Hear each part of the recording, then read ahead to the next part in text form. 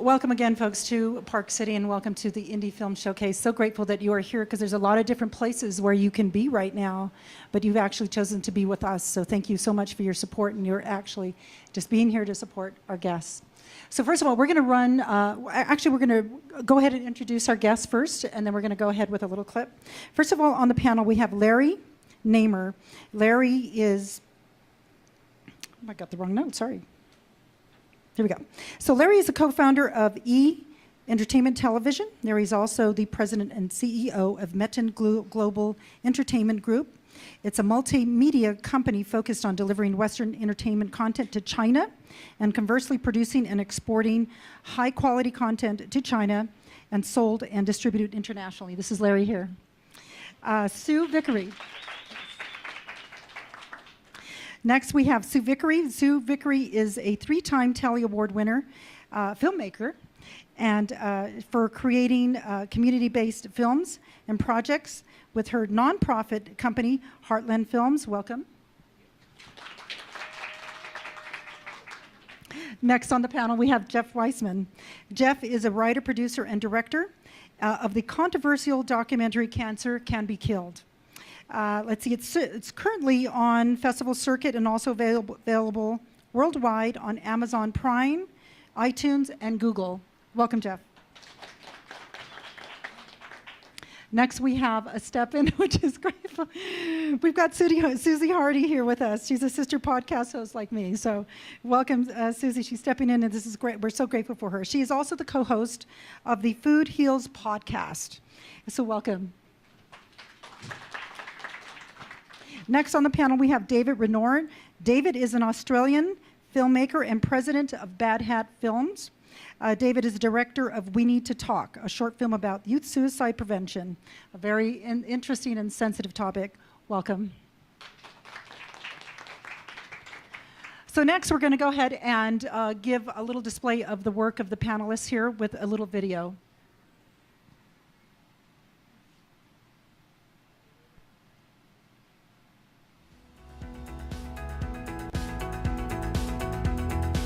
The Bruce Lee Project, a very exciting reality TV format, now in pre-production. There's not going to be any other show like this show, and in part that's because there's no other man like Bruce Lee. 要不要玩这么大呀？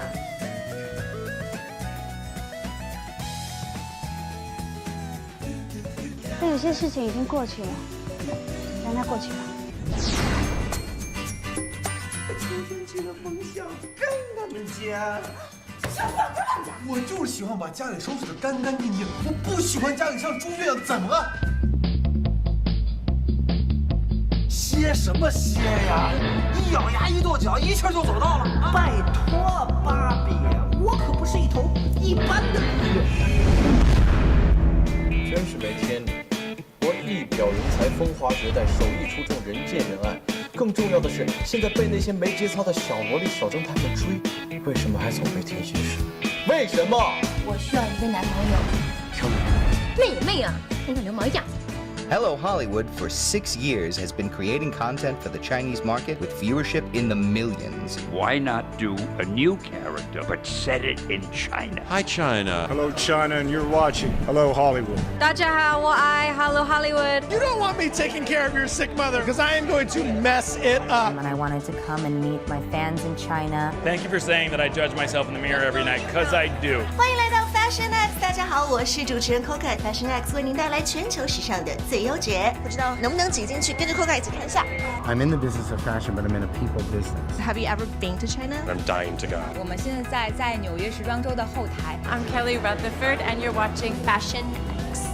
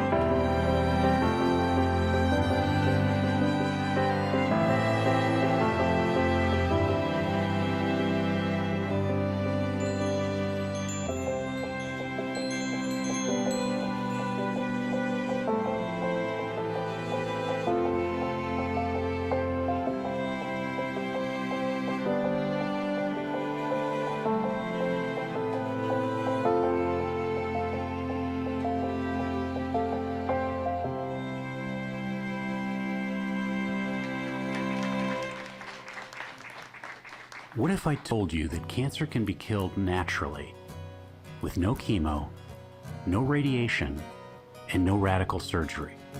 I've got to find a way out of this. Like, I have to find some way out of this, you know, and I knew that it wasn't going to be through like chemo and all that stuff. If I did the chemo and everything, I wouldn't make it, and I knew that that was going to like happen for sure. So there's so many components to this, and it's overwhelming, and I'm nervous and scared right now, and I certainly have my doubts. I have to try this. I have to try this. Angels call to me.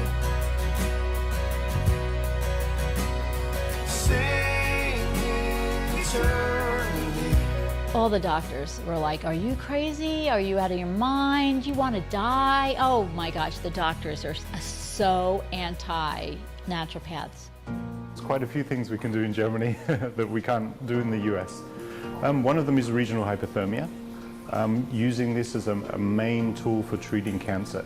Here in the US, you can get regional hypothermia, but the FDA likes it to be in connection with radiation and chemotherapy on head and neck tumors. It was not what I expected from cancer treatment. It was just actually almost fun. Very little pain, and I felt great because I was getting so many nutrients into my body. We're not giving cancer an opportunity to detour, but we're surrounding it on all sides, all the ways, the multifaceted ways in which it attacks the body. We're addressing all those simultaneously, so cancer has nowhere to run.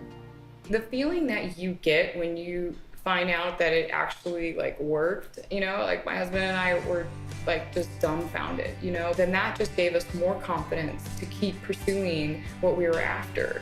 And once others begin to see that, they say, wait a minute, it wasn't the cancer that killed him, it was the chemotherapy.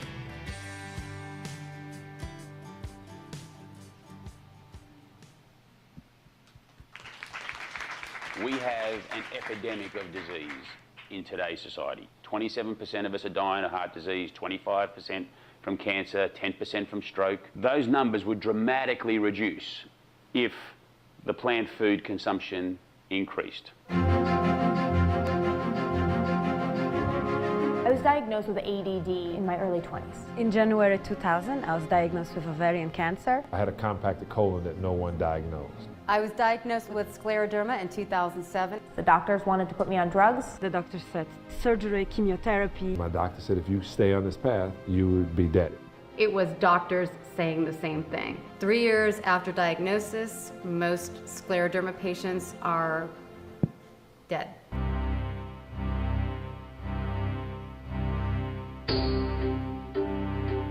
Every disease can be put into remission. Every disease can be healed. My bad cholesterol was 275. I had a compacted colon. I lost 12 pounds. I instantly went on a macrobiotic diet, and when I changed my diet, I no longer had a cholesterol problem. I realized I had to do something. I started taking supplements. I got off the sugar completely, and all of a sudden, my brain started working a little better. I could actually think. If I can think and I can talk, I can do radio. It's the K-Pod. Carrie Kasem, Ashley Marriott. I healed myself through nutrition. So I was 40 years of age, 310, 320 pounds, loaded up on medication, and I decided to do something about it. It took 5 months before I was totally free of all medication.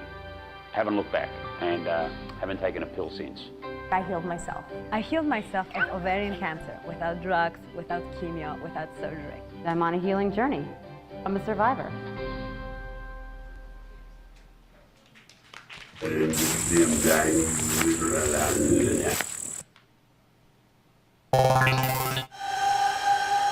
Bird hurt.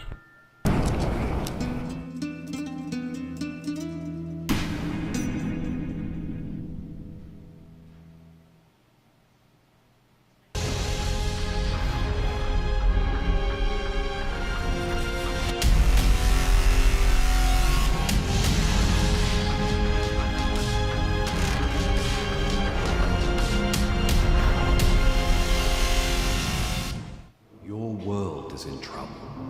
Why is it so? All these people are dying around you. Who am I? We've all missed you. Why did you leave us? What is this place? This place where we are now is a place where we can meet. It isn't real. They want me to talk to you. They want me to show you.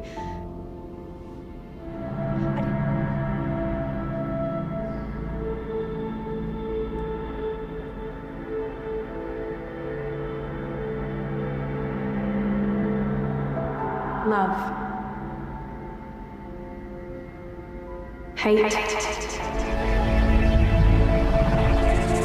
have I done to everyone? To you, to Ben, to Dad, and my beautiful girlfriends who I will never see again. Die, you bitch. Why'd you take so long?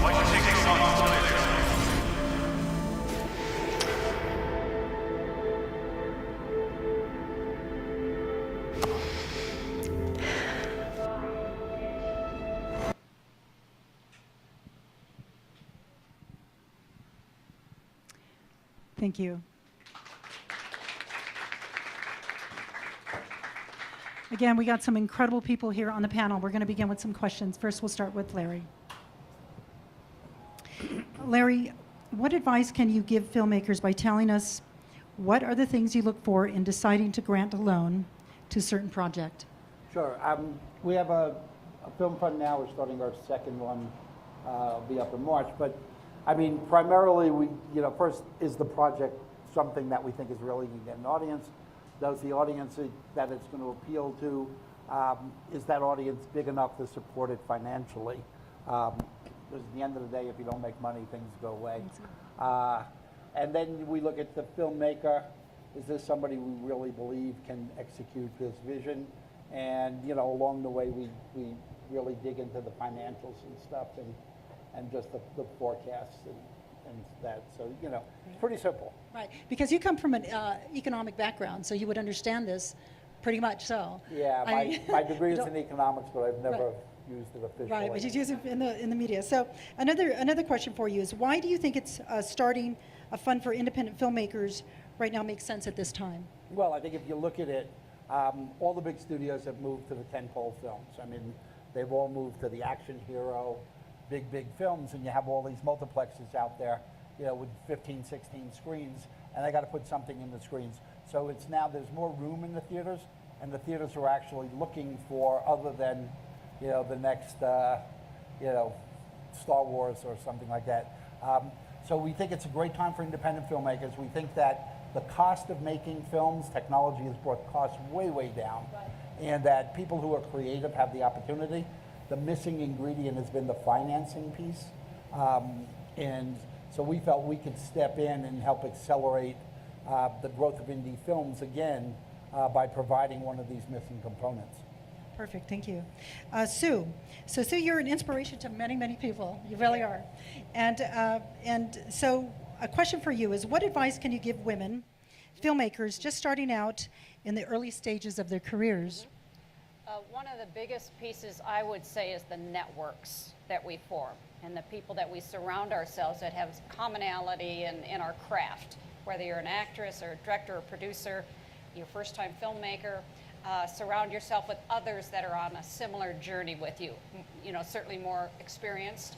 There's almost every community and every town has a consortium or a film group that you can join and be a part of and do collaborative work with to learn your craft. So it starts with picking up a camera, turning it on, having a vision of some sort, getting started, and taking it all the way through to the end. My first film took me 3 years to make, 10-minute film, and we ended up with that film making $200,000 for homeless shelters in the United States. So staying on the journey and then stepping in and staying all the way through the end. So Sue, also again, I said you're really well respected among the community.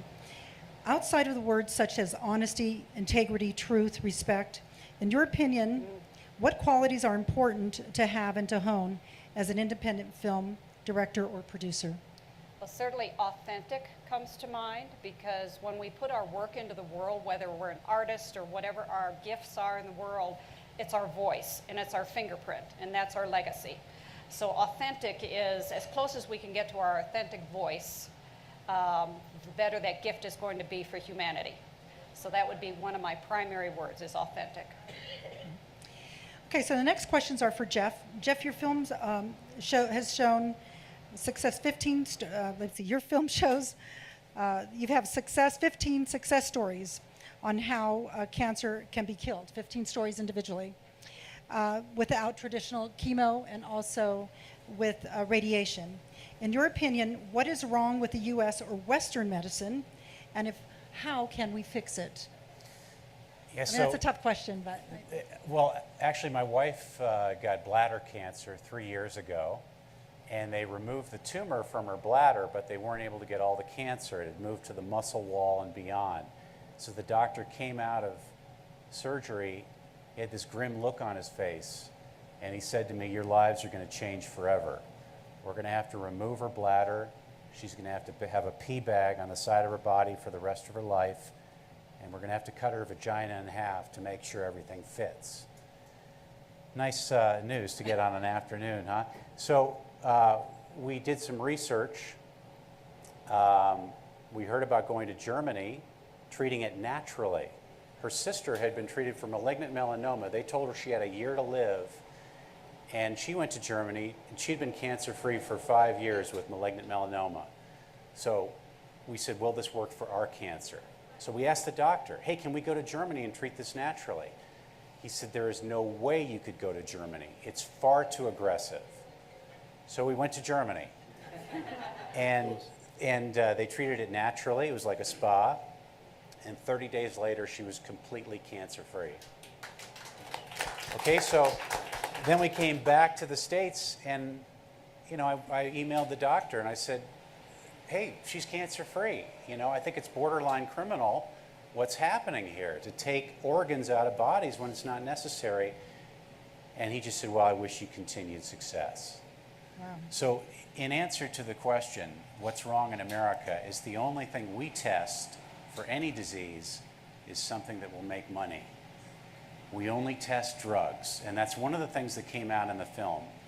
Only drugs are tested for use on disease. Well, cancer doesn't respond to drugs. If you have some sort of virus, all the antibiotics in the world isn't going to help it.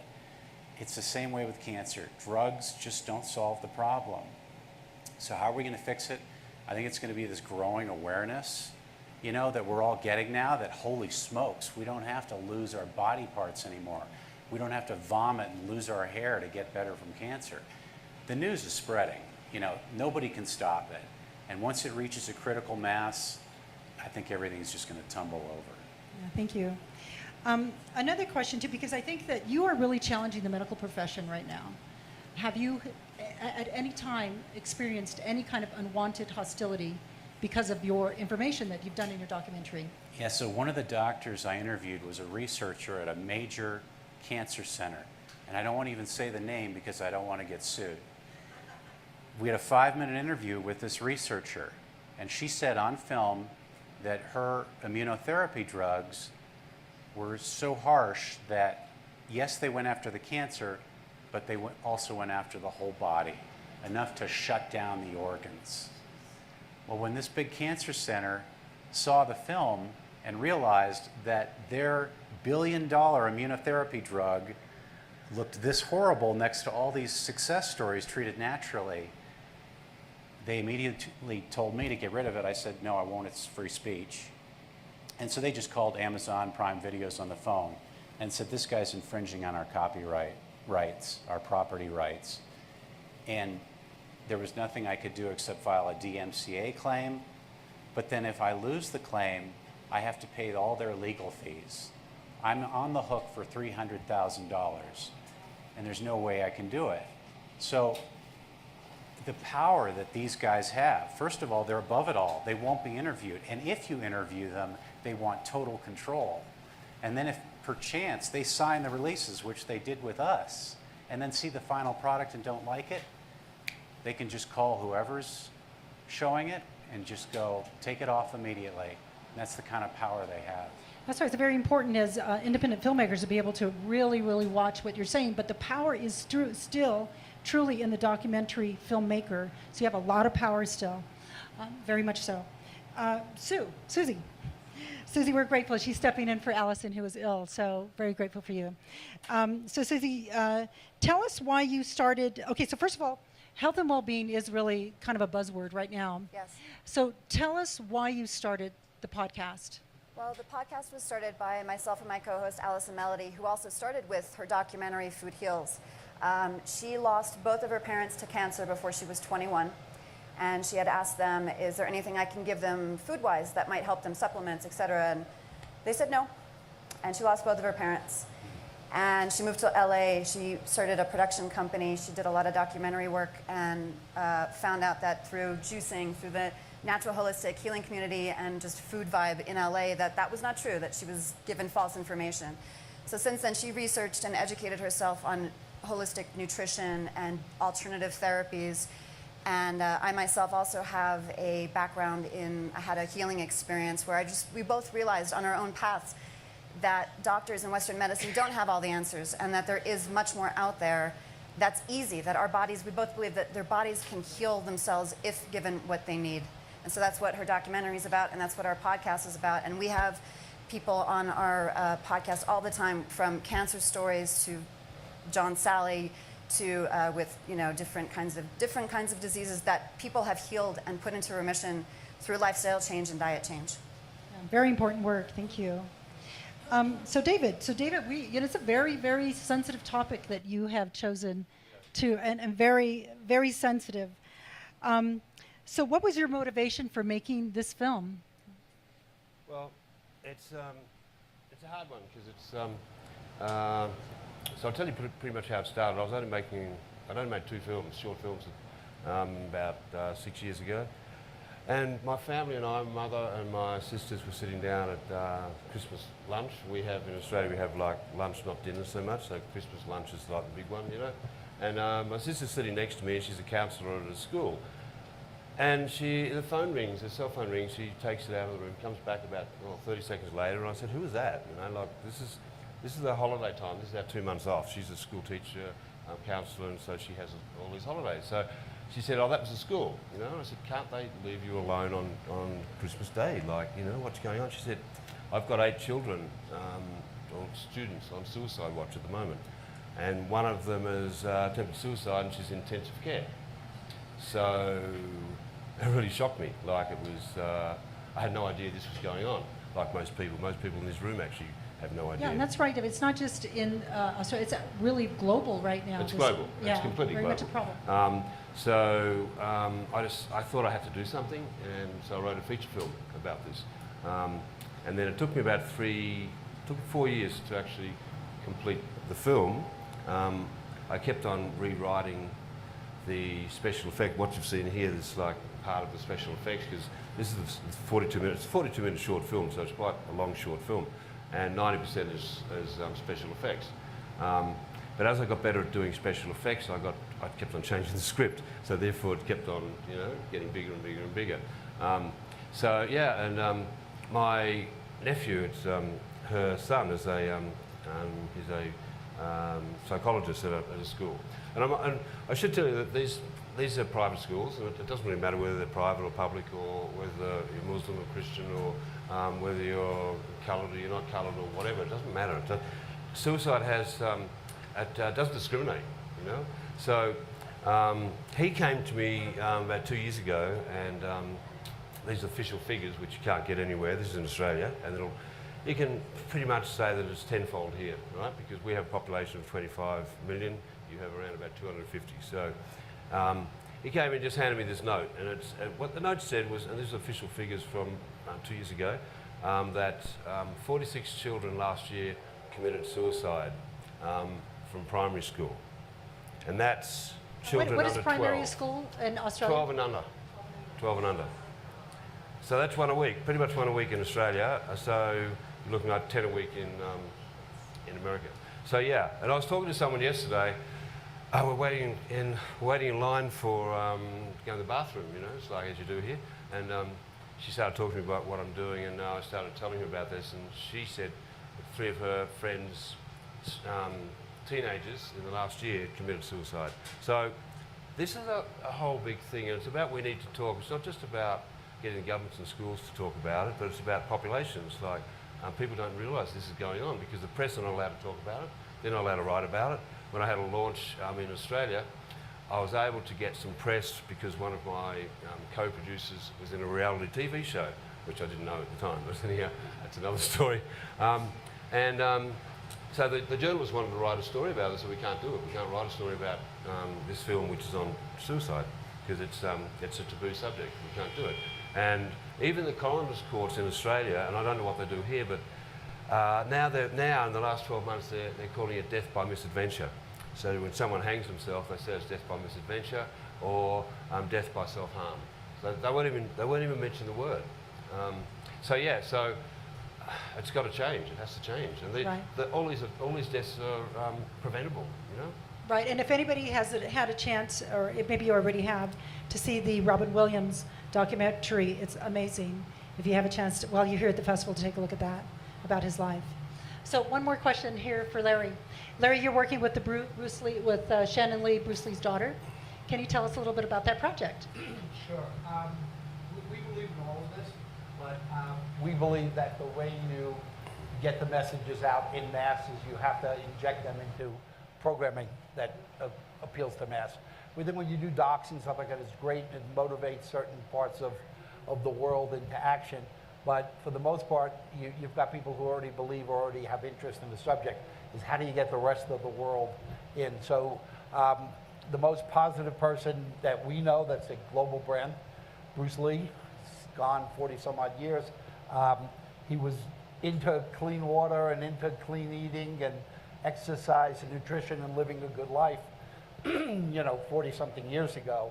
And so I teamed up with Shannon Lee, Bruce's daughter, and Keanu Reeves, and we created a show called the Bruce Lee Project, which is like Survivor, but each episode is based on the philosophies of Bruce Lee.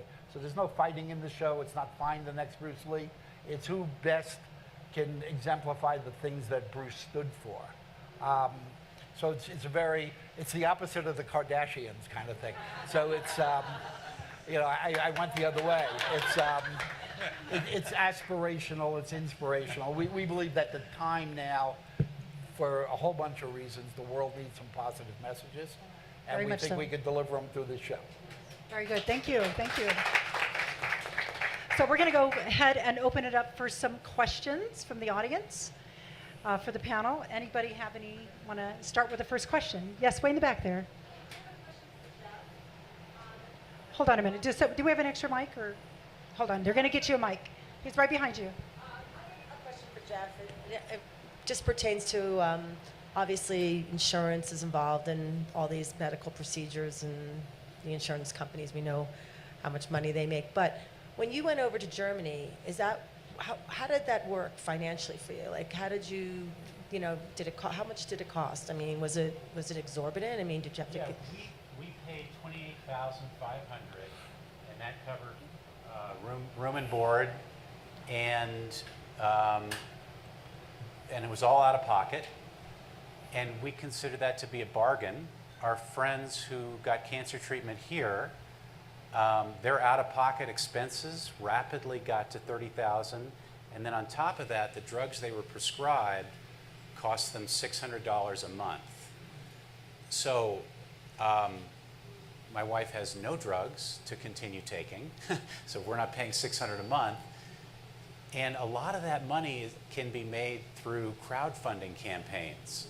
A number of people in the film were able to crowdfund to get their money to go overseas. So it sounds horrible at first, but I think long term it's not that much. And how long were you there for? We were there for 30 days. Okay. That was it. It was like a spa, no pain. Wow. Amazing. Congratulations. Next question? Yeah. Have any organizations reached out to you, such as breast cancer organizations, that want to sit down and talk to you and figure things out? No. The answer is no. All the Walk for Cancer, pink shirts, all that's all aligned Komen with the and- American Cancer Society to find a cure for cancer with drugs. That's all they want to do. Now, the people who have reached out to me are hundreds of people saying, I don't want to die like my parents did with chemo. What are the answers? So we don't yet have that connection with the bigger parties that can really launch this thing. But the grassroots is amazing. I mean, just the awareness and how rapidly it's spreading, it's pretty exciting. So hopefully it'll just be a matter of time before we can link up with those big groups. Thank you. Next question over here. If we can pass the mic down this way. Right here. Thanks. My question is for Larry. Do you do projects here in the States or just in China now? I swore to myself I wouldn't do anything in the States again, but, you know, just like in a mafia movie, they find a way to suck you back in. So the Bruce Lee project is very interesting because I designed the show in China, worked out the kinks in it, and now we're syndicating that show all around the world. So the local versions, just like Idol has a version all over the world. So we'll bring that back to the US next year. I'm doing a nighttime drama on CBS next year called Fashion Avenue. So yeah, I'm kind of back in it. Thank you. Next question. So another question I have for Larry. Is the Bruce Lee project, when does it air here in the US? Well, right now it's in, the theory is very different. I could turn out to be the biggest idiot in the world, but my feeling was, if you're I hate the system in the US. I mean, it's basically, I use Rupert Murdoch as the symbol of the devil. But it's such a closed little thing. You know, there's 5 people who make all the decisions for everything that you ever see. Now, why is that though, Larry? What's Well, up with that? It's money, and you know, if you own a network and you own a studio, you do whatever you want. You know, here in the U.S., I could go into Fox and pitch a deal or an idea, and even though they have friends that's sitting in the conference room, when that door closes, the first thing they do is go, "That's a good idea. Can we do that without them?" And then if they realize they can't do it without me, they go, "All right, Larry, you can take the $50,000 per episode executive producer fee. You can keep 2 points on the back end, net, which means 0, and you know, they send you on your way." So my theory was that China could be used for making more than clothes and coffee cups. So I said, why can't I design shows or concepts in China that could be global formats and use China the way, let's say, a Broadway producer uses Connecticut? Is you don't start your play on Broadway. You start at Connecticut, you get the bugs out, you make it work, and then you move it to the place where it's most expensive. So by doing this show, we started in China. We just sold, and it's in pre-production now in India, Pakistan, Nepal, Bangladesh, Sri Lanka, Saudi Arabia, Dubai, etc. So now when I talk to the folks here, and they go, "Well, Larry, it's a good show and we'd like it, but we don't want to give you a minimum guarantee." And I go, "Look at this face, it's not stupid. I've got a show that works with or without you, goodbye." And you know, they call back and go, "Okay, we don't want to pay a lot for it." So we've changed the leverage by changing the business model. All right. Any other questions? Yes, back here, please. This is for Jeff. My father passed away from pancreatic cancer, and it was absolutely brutal to see him go through all of that. But there's the trifecta of trouble in a way of trying to get around what you're talking about, which is food, pharma, and insurance, right? The big 3. 2-part question. A, how would you suggest getting around that in a way, which is hard because of the lobbyists and the billions of dollars that it takes? Secondly, is there a way to attach or talk to Bill Gates, Branson, and possibly, what's his face over at Berkshire Hathaway, and put those big 3 together? Because this seems to be right in their alley, and Branson, on a daily basis, if you follow his Instagram and what he's done, is looking at this possibility. Wow, it's hard to overestimate the power of the American Medical Association and the FDA and the drug companies. They are so powerful that not even attorneys will fight them unless they have a slam dunk. That's my point about Gates and Branson. They have a war chest. So your $300,000 to them, no offense, would be like $3. So that might be the good alliance. I'm saying on the back end, if you brought a project, a content project like that, like fine, go ahead and sue us for $300,000. You know, I agree with you. On the surface, it seems like they should be able to go against them and have healing for the world. But they stand to lose a lot if they go up against the FDA. And numerous people who have gone up against the FDA and Big Pharma have either been put out of business or they've been killed.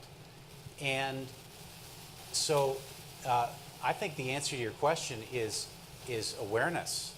That once it gets to a point where we're still breaking down the lies they told to us, right? We're still breaking down that they told your parents, I'm sorry, there's nothing else we can do for pancreatic cancer. Oh, really? Because they're healing pancreatic cancer on a regular basis in Germany. All it takes is focused heat and then filling the body with nutrition and detoxifying it, and that cancer has no room to grow. So as we break down their lies, as we get really clear about what they're telling us and why it's not scientific, it's going to crumble. I really think so. I don't think we need somebody else to help us do it. But also to Larry's point, unless it gets in a way that can be mainstream and hits a critical mass point, it's not going to happen. And it's going to take a really, really long time, and a shitload of people are still going to die. Couldn't agree more. If I could just interject, you know, like you said, there's a lot of money. It's a big system. It's a big machine. And I agree with Jeff. It's going to change, but it's going to change through awareness and people wanting it to change, just like our healthcare system. You know, Max Gerson won the Nobel Prize for curing cancer through juice fasting. They were driven out of the United States. You can go into Mexico and help heal certain types of cancer through juicing, but that's not very known. So it's going to come through grassroots. It's going to come through people wanting something else. Thank you, guys. Very good. And I think going back to Jeff, I think it is interesting because, again, going back to documentaries as well, for all of you, until a problem is actually shown, until you shine the light on the problem, until it hurts enough, then we don't get motivated. So, anyhow, any more questions? Yes, please. Here at the front. Here comes the mic. I'll talk really loud. No, it's okay. Well, I thank you for doing this and for being here and sharing all of this information. The content of what you're talking about is very striking, and being able to have that kind of platform from a filmmaker's point of view is a lot of how do we have the tools, how do we find the people to collaborate so that this kind of content can be created, and then maybe formulated into something that the mass public can consume. So it's neat how you're all connected. But my question is for Sue, because I was reading here about you starting a website for women documentary filmmakers, and I wanted to know more about that and how that organization can help people have the tools so that these stories can continue to be told. Absolutely. When I started making films 15 years ago, I had to go to Barnes & Noble to buy a book to read how does a film get made, because the internet was 15 years ago. And we didn't have social media, and women were sort of just rising up a little bit at that point. So somewhere along this journey in 15 years, I decided I needed a place for women to land. So I created a website for women documentary filmmakers globally, so they can show a trailer or a teaser or something like that for their films. So we profile women's films from all over the world, and it's a place to go and look and see what's being made and get links to their particular websites. And it just really is me finding a niche that needs to be filled, because that was my original genre, was documentary filmmaking, and it was a real easy fix to be had. I also am a member of Alliance for Women Directors in LA, so a lot of those networks are strong, and they offer a lot of resources for those of us that are working in our industry. So being a part of the bigger conversation is is what collaboration is all about. So thank you for asking that. Very good. Any other questions? Okay, so I want to thank everyone for coming out today. Honestly, I think we could talk about these subjects for hours because it's very important and it affects us as human beings. It affects our health. It affects people that we love. And so these topics are very, very sensitive and very, very important. And we're so grateful for filmmakers and producers and directors who bring light to things that are important to our humanity and our civilization. So again, thank you. We're having a reception right after this. Thank you so much.